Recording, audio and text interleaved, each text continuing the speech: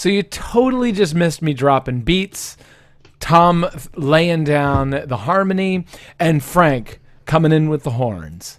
And we'll do it again next week. But wait, this week there's going to be more.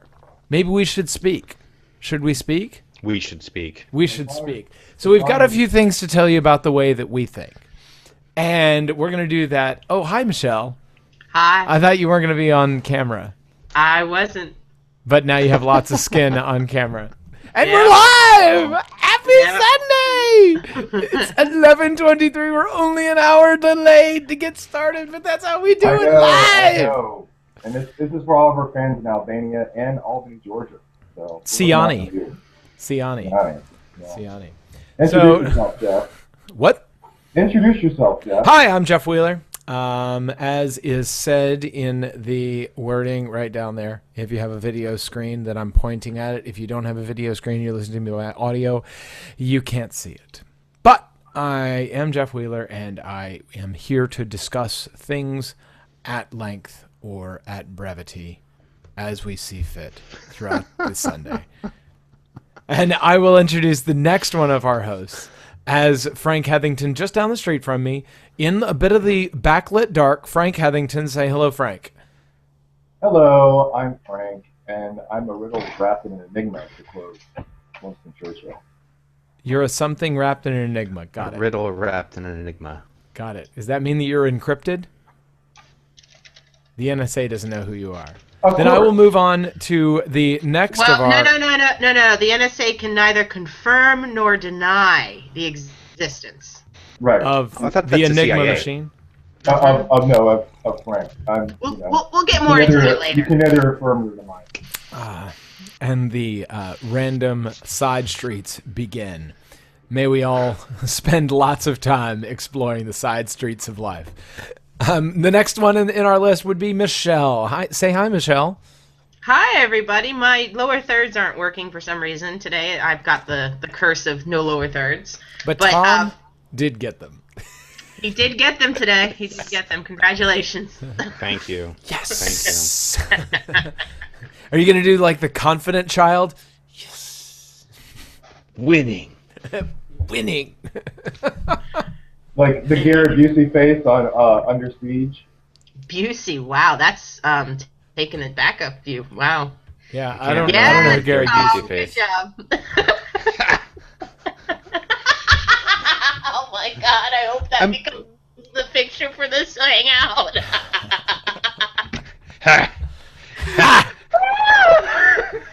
My favorite thing about Gary Busey is I think he thinks it's real life. I don't think he understands that he's in movies. I'm pretty sure, like, he sits down with the kids and goes, "Ever tell you about the time I was in the Navy and the ship got under siege? It was crazy. But it was nothing compared to the time I was an undercover FBI agent trying to root out a form of bank robbers dressed like presidents." Well, can I interject some breaking news? On the podcast? No, we're in Gary Busey mode. You have to do it in a Gary Busey voice. It's Gary Busey's world. We're all just living in it. Yeah, that's it. I can't do it. It's kind of a serious topic. Apparently, Casey Kasem died. He was Casey Kasem. Yes, That's American sad. Bandstand. I'm sorry he had to pass away because I can't stand Ryan, Bandstand. whatever his name is. Bandstand.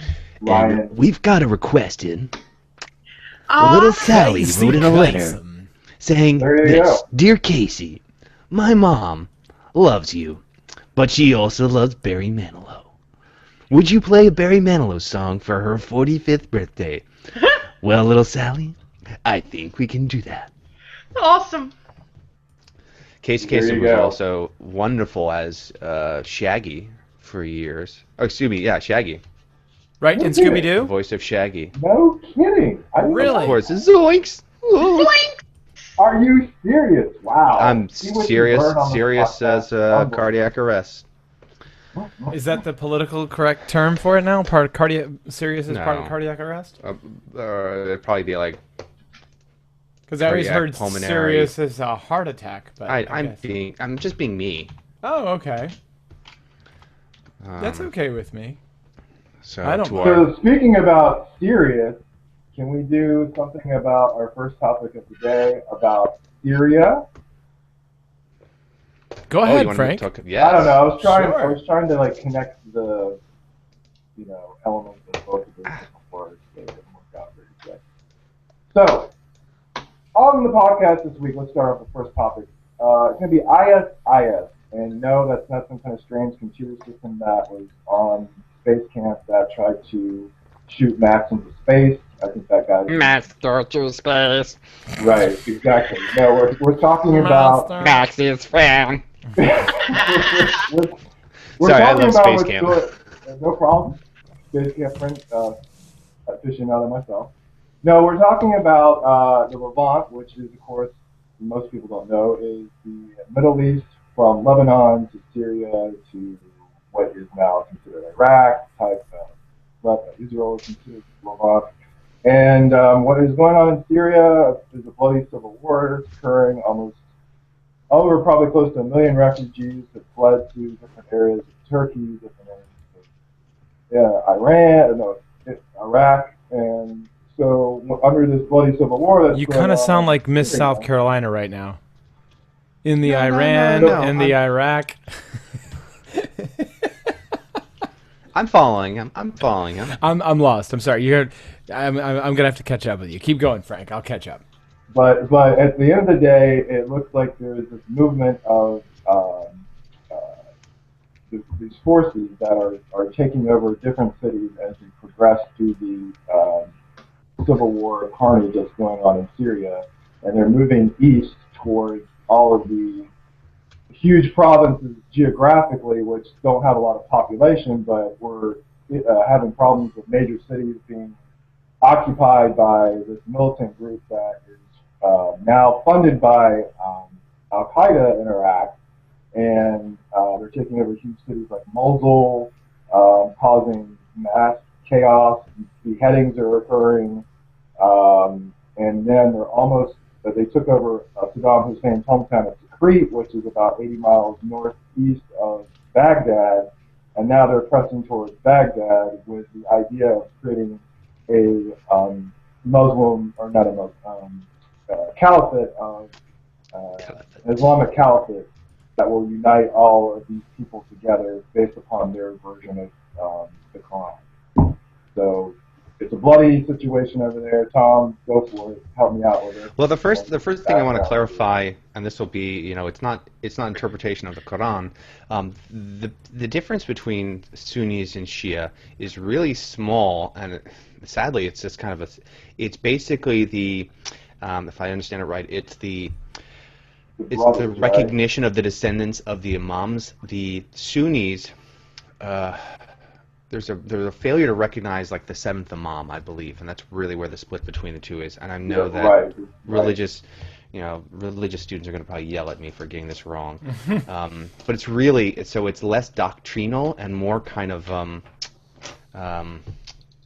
what's the word I'm looking for? Patrilineage. I don't know. More rigor. So you have the Shia and the Sunni, and so the ISIS, I believe, is the Shia. Is that right, Tom? No, they're Sunni. They're Sunni, and then the Shia is the rest of the kind of the region that's taken over in different areas. Right.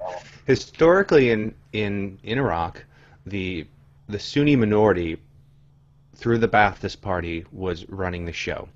Saddam Hussein came from the Sunni area. The Ba'athist Party was running the show. Once the post-U.S. occupation and elections, the Shia came to dominance. They dominate more in the north and east of the country. I'm trying to geography. Remember north, south, east, west. Never eat soggy watermelon. Okay, east. Thank you, high school geography. Nicely done. So yeah, we're talking about it. We've gone from geopolitical studies to religious discourse. I'm glad this is on the docket because I know that people are talking about it, but I think we need to talk about this more than we are. This is kind of scary. It's kind of really sad too that our as a country, our government's kind of participation in allowing for the groundwork for this to happen. I don't, truly the people I'm most concerned for is not the people in power in Iraq, not the people in power in the U.S. Really, it's the men, women, the children who are caught between all these factions. I think of all these towns falling. Just the fear and panic right now that's going on in Baghdad, where you have people hoarding, you have prices skyrocketing, petrol. I think cooking fuel has gone quadrupled in price. Yeah, but that was supplemented for the longest, wasn't it? Weren't their prices No, I'm just quite reduced? This is price spikes in reaction to this potential siege that's happening. So regardless of put a map of it up on here. I don't know if you can see it or not. Oh, nice screen share. Yeah, okay, that makes a lot more sense to me, who's ignorant. So as Thom was saying, you have on the upper part of Iraq, and you got to think all of these countries, how they're delineated out by state lines. That's all BS from the colonization back from end of World War I, how all these territories in Levant were split up.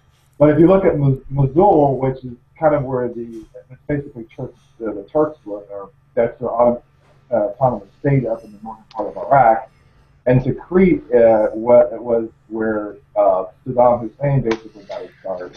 And then now you can see the green is delineated how all of these territories are being taken over by these huge militant groups, and they're headed towards Baghdad, which is the big kind of power vacuum that was left after the U.S. troops left in, I think, November 2011. So you have a giant quagmire now, and President Obama has told basically the world the U.S. is not going to intervene on this stage at this point. We might do drone strikes, we might use the Air Force, but we're not going to put boots on the ground. Wait, why are we doing drone strikes? Why are we giving force? What dog do we have in this fight? It's called dollars, due to the amount of oil that Iraq has, and if they take control of that section of the world, then they would be a big problem for our ally in Israel, as well as they would influence global oil prices in great ways. Okay, well, take it to the Congress. Take it to Congress and ask Congress to actually make these kind of. But then they have to make their strikes. case as to why they're going over there to do it. Yes. And they can't say, well, my buddy that works for Monsanto is going to lose a lot of money having to pay more for oil, which is the base ingredient in most of his fertilizers. Right. They can't say that. Right. Publicly. So they have to find a way to just go, well, we're already over there. Just go ahead and do a couple extra here's and there's. To keep these people in the poorhouse. Excuse me. Wow. That's what I had to say, too. But it is there's obviously the pipeline politics that are associated with it. You don't want, ideally you want stability first and foremost. There's the heart and there's the wallet. What Jeff was talking about is the wallet, whereas there's concern of anything that affects the stability of oil and oil's movement in the area is going to affect our allies' consumption of oil and their prices is going to affect the global economy. So, but didn't these drone strike wouldn't a strike like that have previously been a cause for war? I mean, why are we using these type of war tactics? What happened to diplomacy? What happened to everything since 9/11 has become let's do drone attacks. Let's do everything that. It's the rationale that has been, and I say this not as someone who buys into this, but I'm saying this as this is the rationale that's put out there, is that when you were fighting against stateless entities, all the rules go out. The reality is you are not fighting against an organized and someplace that can a stateless entity, which allows for these or in the minds of people permits. Again, I know you see him smiling. I'm not rationalizing for them. I'm just saying what their rationale is. I'm smiling at them. Yeah. Well, and so that's where you have, and it's a lot cheaper. It's less politically cheaper to have the CIA take care of these strikes than to actually have, boys from Wichita shipped out.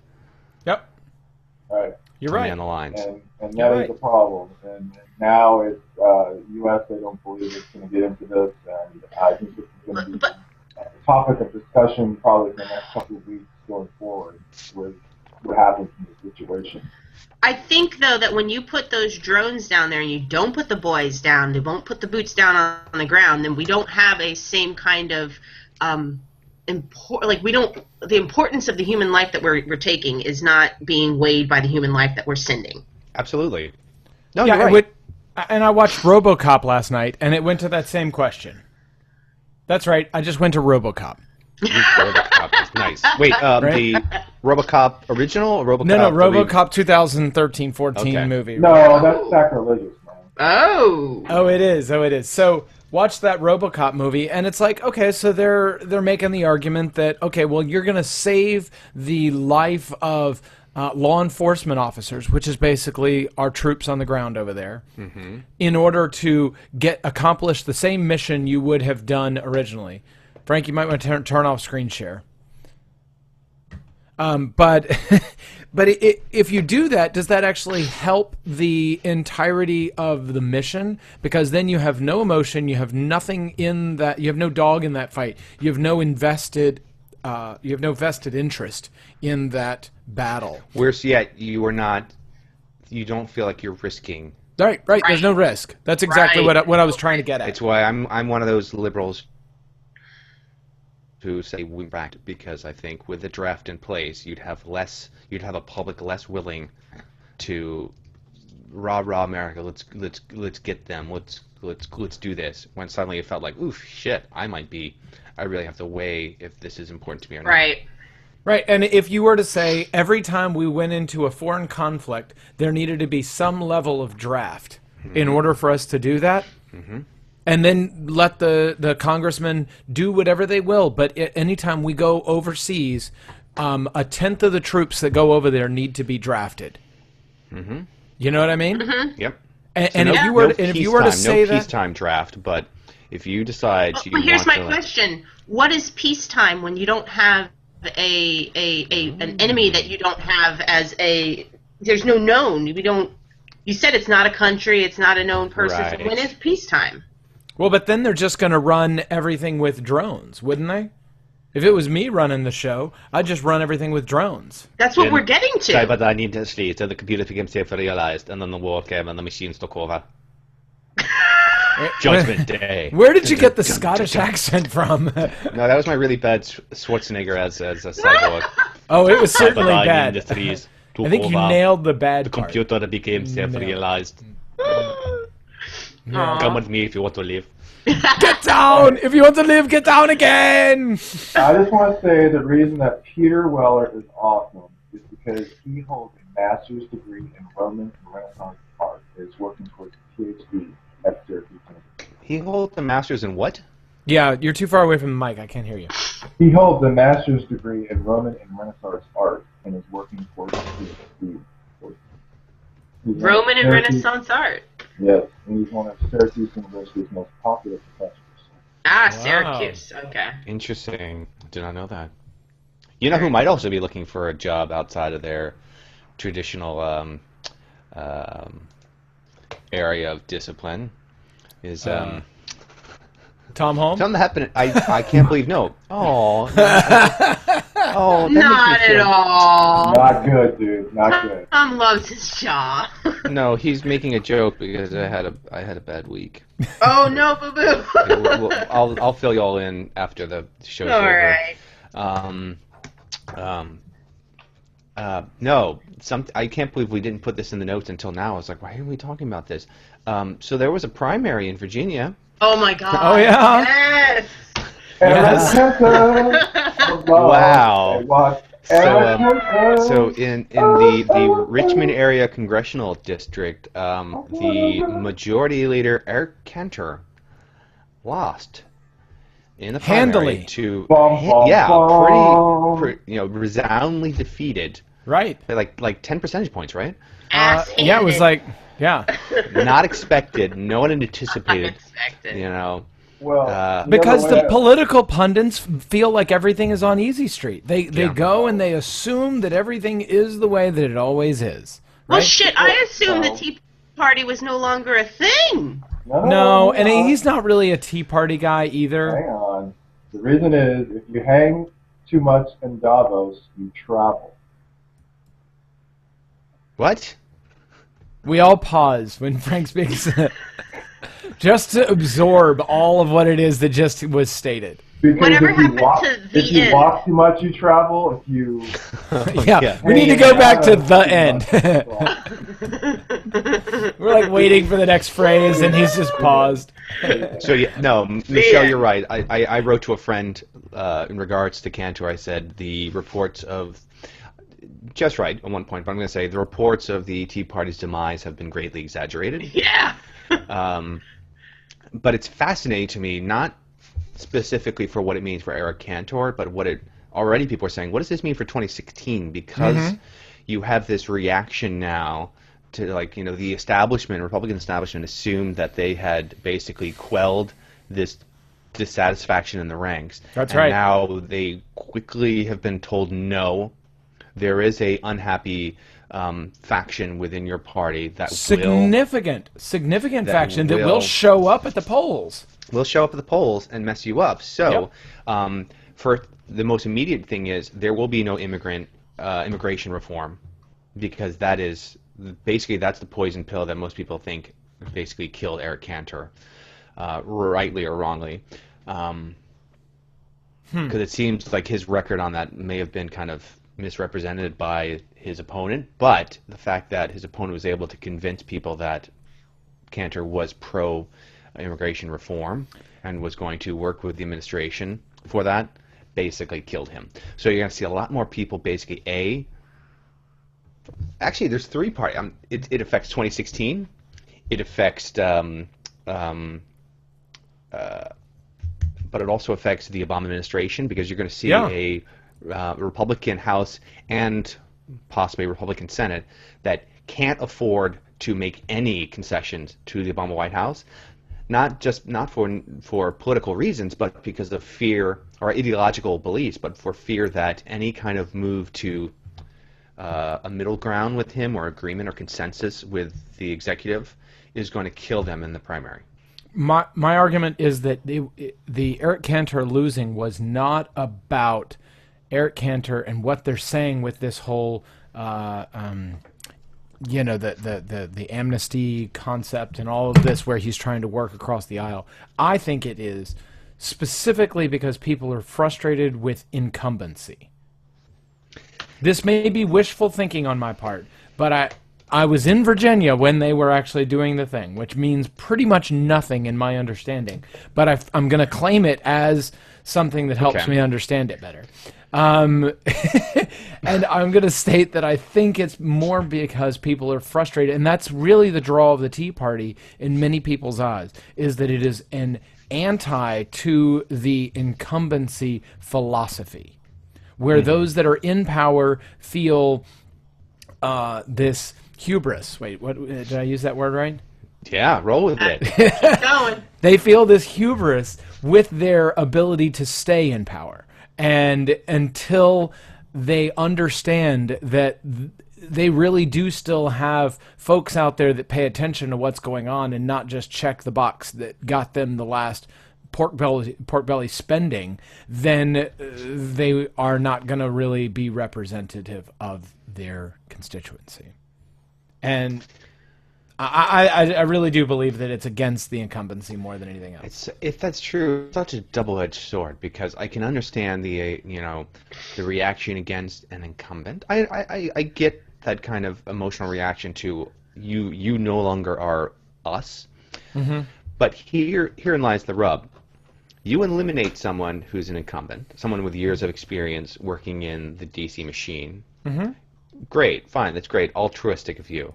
But now you've basically sent a neophyte into a beast that hasn't changed and is going to have no traction. So the guy who comes in and is like, I represent the new voice, and the other 430 some odd, I don't know how many people are in the House, are going to be like, 435. good for you. Wow, it's close. Really? That's an exact number, Yes. isn't it? In the House, yeah. Always. It's always an exact number. It's not. No, it's always. It's based on population, so it changes. It grows. Nope. No, Yeah. Nope. Yeah. It gets Wait. shuffled. the House, the Senate does that. No, Nope, Senate's 100. Senate's Flip always it. 100. Yeah, Senate's always 100. 101 because the vice president gets it. Yeah. Tie-breaking vote. Yep. But yes, there are 100 senators and 1 vice president, and there are 435 House members. It was floating when the Constitution was written, and then was set stable at 435 when they realized how big the House of Representatives would get. When was that? When did it set stable? I guess about 1820 or something, 1840, before pre-Civil War, I think. Fixed by law at 435. Let me see. 1911. 1911, okay. The Apportionment Act of 1911. I learned something today. I hope you learned something today, boys and girls. The Apportionment Act of 1911. Yes. Yes, History, yeah. baby. Yeah. But back to Cantor. Okay, back to Cantor. But yes, okay, so throw away the fact that he there's now a new guy in that is probably fervent, probably has lots of energy to go do this. Yes, he has no experience, has no idea how the machine works, but that's the only way you make the machine work differently, is to change the number of people that are in there, right? And the most powerful move that you can do is to de-head one or more faction in that machine, right? So at minimum, this new senator or this new House member does absolutely zero with his vote and with his House membership, right? But they have now made there to be a new leader of the Republican Party in Washington, D.C. So I think it's a momentous move, even if this guy does nothing in Congress. No, I don't There think... will be a motion. It's momentous for what it does to the Republican Party and its establishment and the internecine conflicts that are going to occur over the next 2 years. I think he, as an individual, does nothing. And why I say that is, yes, he represents something, but he is one voice. And even if you had 10 people who were, quote, insurgents, could be coming from 10 completely different perspectives. And so they are just 10 individuals rather than the representation of a insurgent movement. That's why I think the Tea Party got a little bit confusing in that people seriously thought of it as a party, and it wasn't. It was kind of a loose association of dissatisfied conservative voters. Yep. Because there was a myriad of, you had people who were, no, I want more fiscal, responsibility, to all the way to the other end of the spectrum where you probably had sovereign citizens who were, quasi-embracing Tea Party locals. So you had a lot of, it was a big tent. Right. Okay, so let me go to that. But he has Michelle already... is eager to say something, so I'm going to give her the mic again, Jeff. Okay. Sorry, Jeff. No, I just had a question. Who is it? Well, one is, could this not put a fire under the Democrats as well? At least to say that something...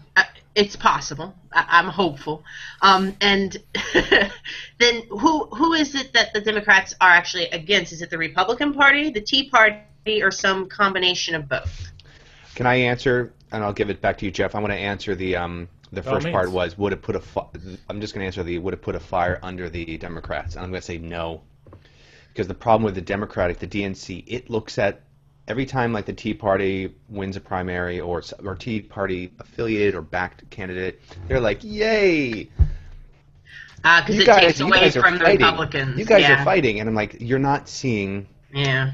You're not seeing the bigger picture. You're just like, oh, what's a fight in your house is a fight in your house, and it's like, no, it's a neighborhood thing, and you got to recognize it. So I say no. They're actually going to be patting themselves in the back and high-fiving the Cantor situation without seeing what it really potentially. They're not seeing the other side of the coin. And that is hubris.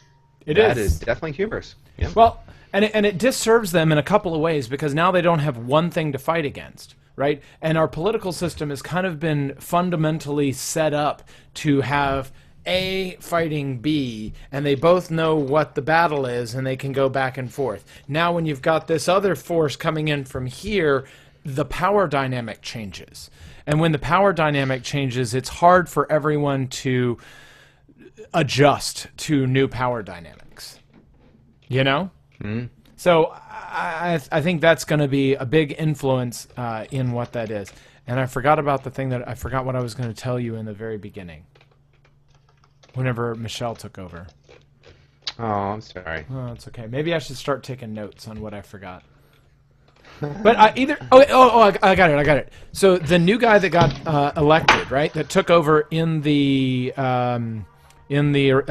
primary in Virginia. He has already done everything that he's going to do in Congress. At this moment, he is done making his contribution. He has made a very important ripple into what it is, but now it's just going to play out on its own. He has already done it. He's the... So you say he's not going to do anything in Congress? I say he is going to do lots and lots and lots in Congress, but it's only results of the action that has already happened. He is the Gavrilo Princip of this election cycle. Way to throw in a reference that none of us understand. Oh, this is nice. You're gonna understand the illusion that it's perfect. Yeah. Gavrilo Princip. It's not really a segue so much as Gavrilo Princip. I have trouble pronouncing Bosnian names. He was the Bosnian Serb who assassinated Archduke Franz Ferdinand of Austria almost 100 years ago. It'll be 100 years ago. Yeah. Oh my gosh! In 28th of June this month. Basically, that assassination is what set in place the events that led to World War One. The shot that rang around the world. Yes. Truly the one that, so no one knows his name except for me, who, I shouldn't say no one. Not as many people know his name as obviously know World War One. They know what World War One took place. They probably can even name the combatants, but they don't know the spark that set off the tinder keg. So I would say this, what's his name? Blatt? I think it's, Brat, something like that. Bratwurst. The guy who beat Cantor may be, when we look back 4 years from now, 10 years from now, he might be not even the powder keg, the spark. Okay. The powder keg existed. That's always the metaphor. The spark is the one individual who sets off that which has been sitting there waiting. Small spark that just ignites all of this fuel ready to go and do what it needs to do. Man, I can't believe it's almost 100 years. I know. It feels like it was yesterday, doesn't it? Jerk. Jerky boy. That is why everybody loves listening to us. So if you want to find us, Google Podcast. Look us up on Twitter, Facebook. You know it. We're so popular. Any ride you're going, if you're running through rural areas. I love looking at Frank's armpit when he talks. Scandinavia or Saskatchewan. But it's that time of the week for the random country of the day. Let's do it. All right, so. Oh, should I give you a background? Thank you. You always make fun of my music and I put on my... So this country is, the rules are, everybody has 3 guesses. We have rules? Decided this week. There are rules this week. That Michelle is going to guess first, Thom will guess second, and Jeff will guess I bring up the rear. Thanks. Appreciate it. So, I can see who the favorites are, Michelle. I can see. So we have 3 hints, and then we have 3 guesses. So here are the 3 hints. The monetary unit of this country is the franc. The what? Oh, I know what it is. I know what it is already. I didn't hear him. The national holiday is on July 6th, and the primary religion of this country is Sunni Muslim at 98%. I don't know this one. What's the currency? The franc, the French franc. Okay, now I think I know what it is. Yeah. What country am I know Okay, it the is.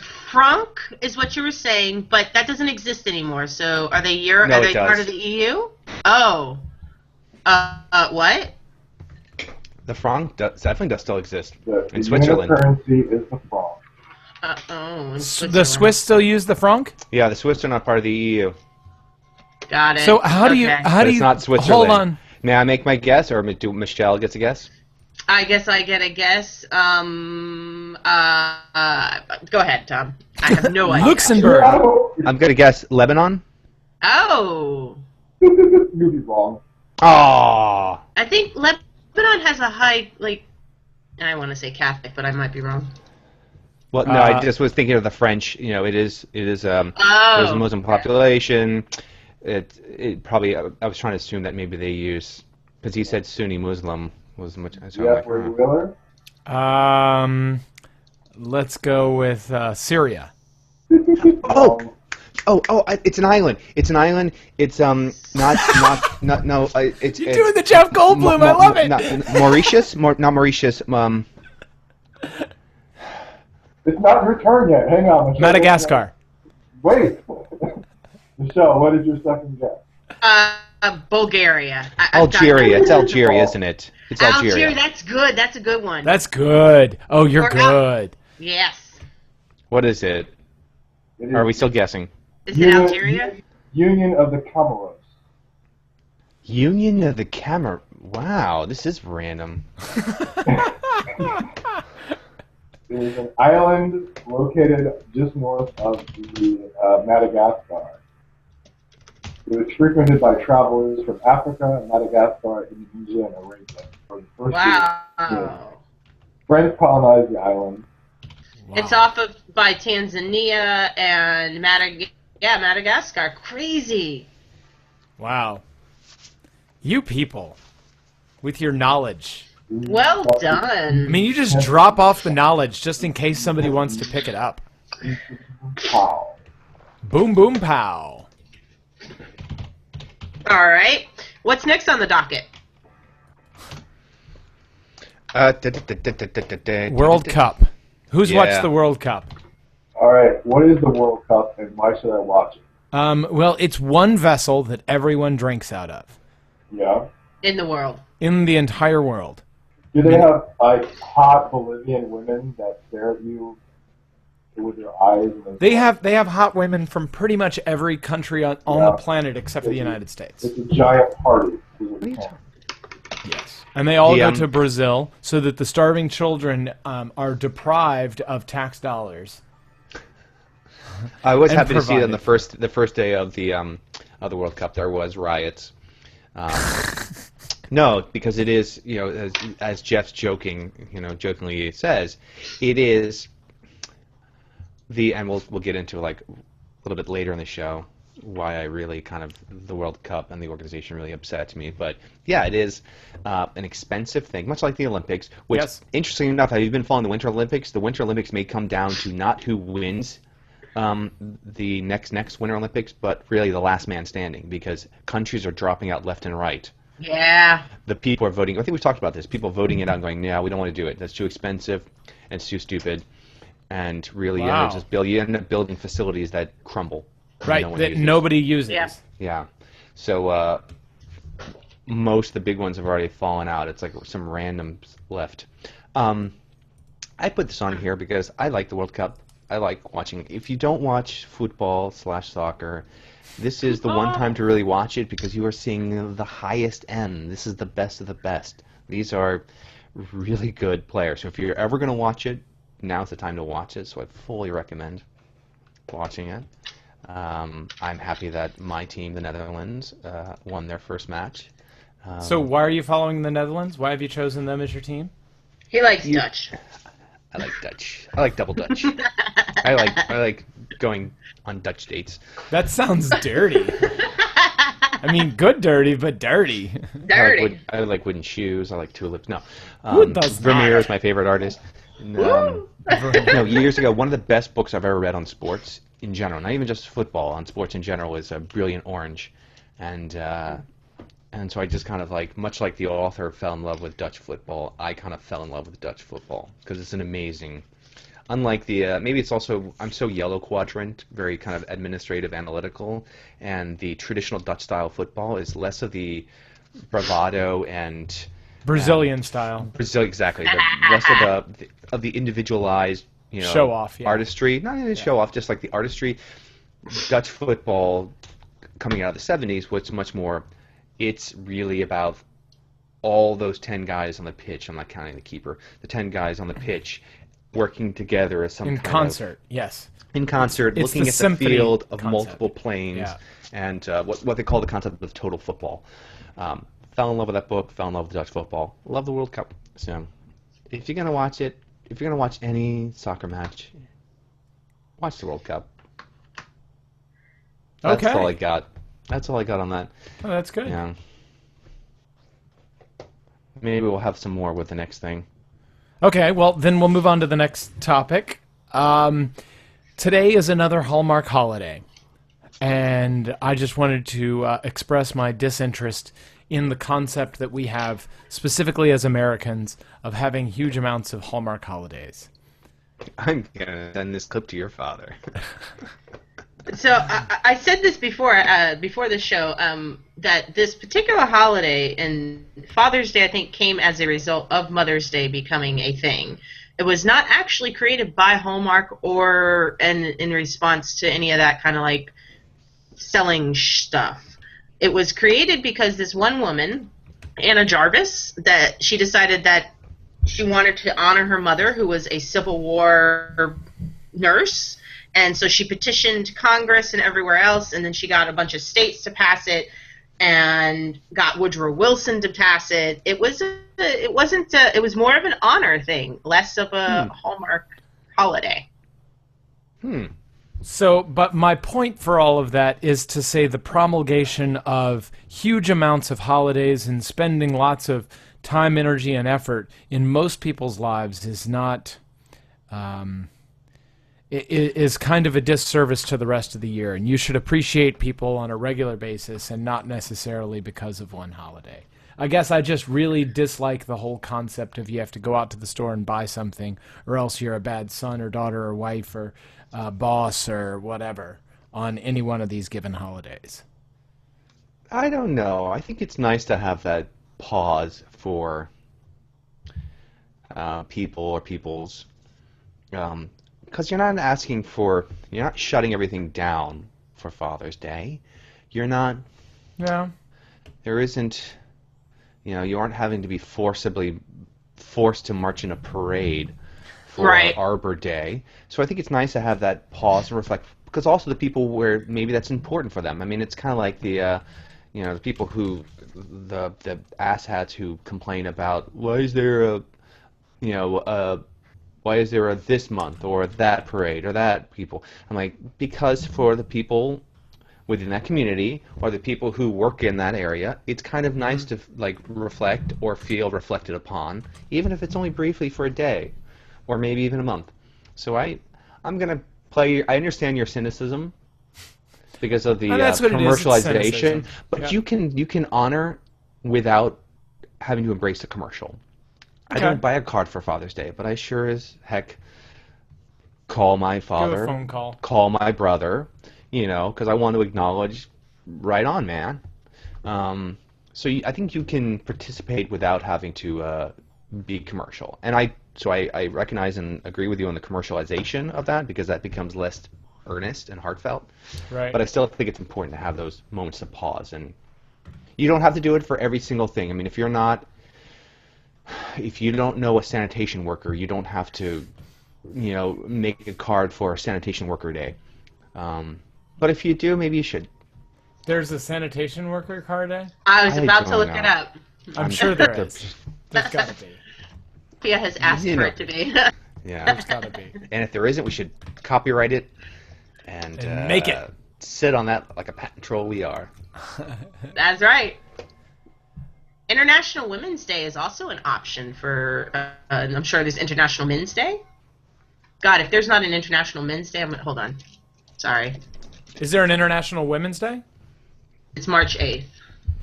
Yeah, the week after. Not only does she say yes, but she knows the date. And International Men's Day is November 19th. Oh, okay. International In the middle of Men's Day. Movember. Got it. Movember. Gotcha. Yeah. Now I see where Movember came from. I get it now. Nicely done, Jeff. I And know.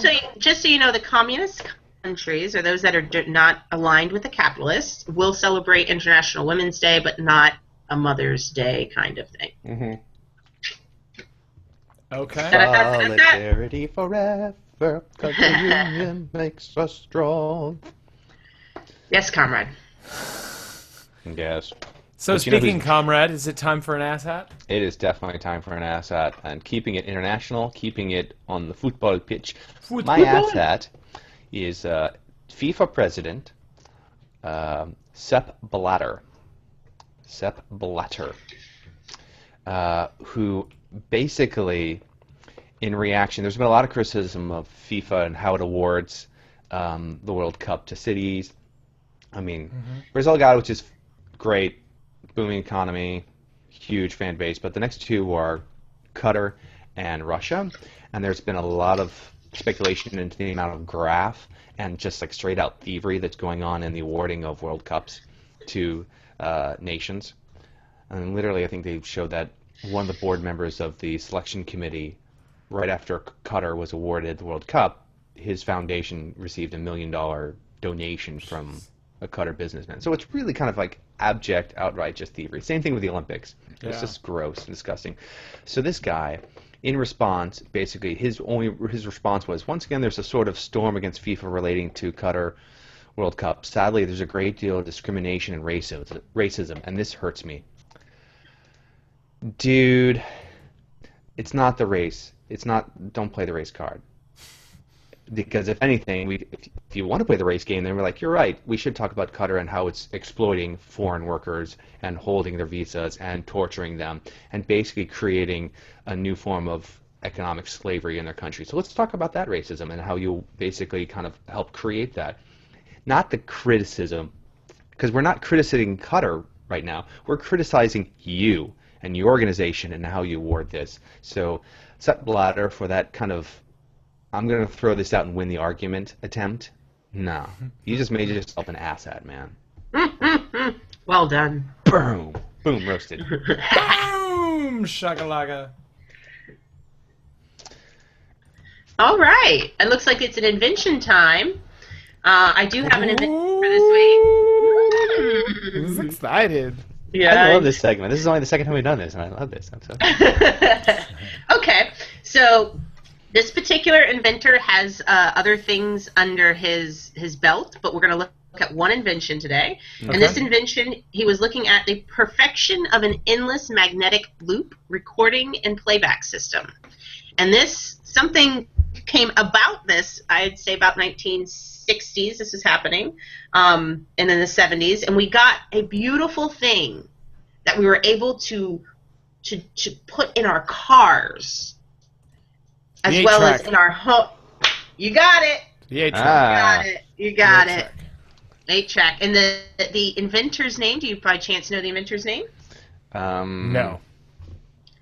Dr. Will- Galakowitz. Thomas Dolby.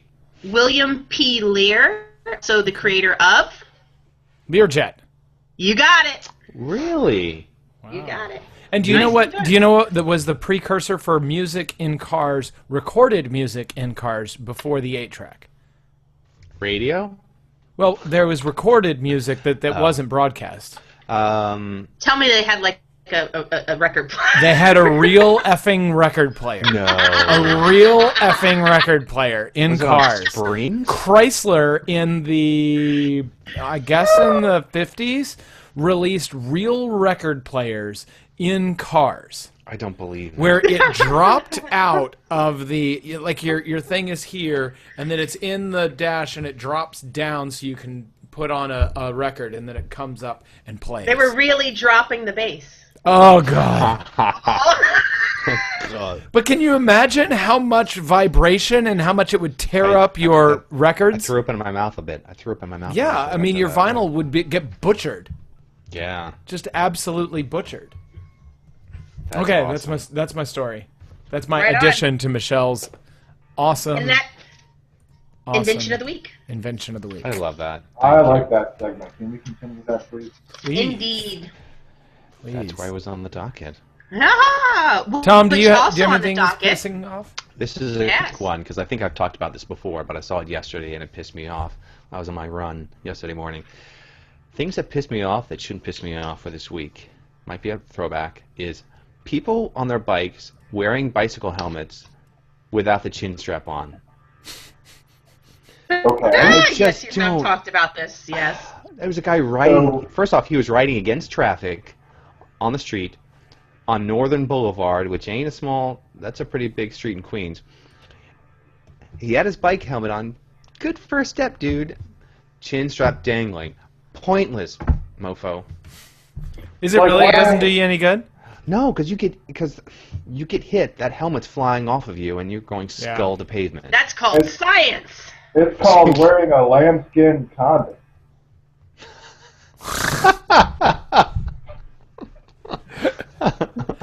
It's like taking a Publix bag and wrapping yourself up in it and going, "No, we're protected. It's good."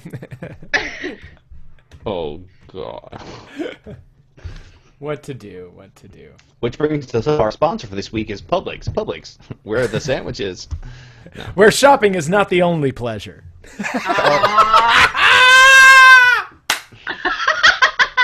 Hoagies and grinders. Oh my God! I do. Can I get a nailed it, please? Please, just nailed it. I think here's your gun because I think you just nail gunned it. Ow! So I basically just set you up like that, you know, volleyball, just like, boop, and then Jeff just went and spiked it. Yeah. Bump, set, kill. Bump, Yeah. set, Nice. kill. That's what it was. That's Well, what that we do puts another every one in the week. That's right. Every week we're going to do a little bump, set, kill. For the bump, I'm Jeff Wheeler. I'm Tom Holm. For That the was a kill, I am Frank Headington, and watch the World Cup. And you don't have to think like me. You don't have to agree with having boots down in the Middle East. You don't have to think drones are an acceptable replacement for troops. You don't have to know that the capital of Comoros is Moroni. You don't have to watch the World Cup. Go Netherlands! You don't have to agree that Eric Cantor has already done his duty. You don't have to get your dad a card. You should call, though. Dad wants you to call. You don't have to wear chin straps on your helmet, but we do ask you. To think. To Yes. think. To think. And you don't have to think like me. Sorry. But we'll think about it all next week, right here again on a Sunday podcast at the Speaker's Corner.